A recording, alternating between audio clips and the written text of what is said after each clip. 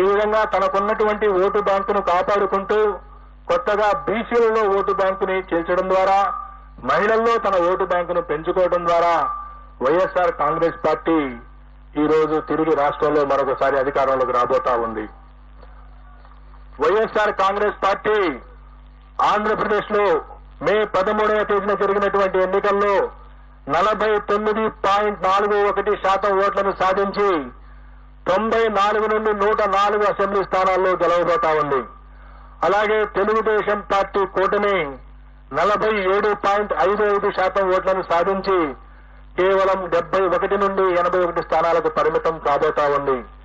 ఇతర పార్టీలు ఇండిపెండెంట్ అభ్యర్థులు 3.04% ఓట్లకు పరిమితం కాబోతా ఉన్నాయి.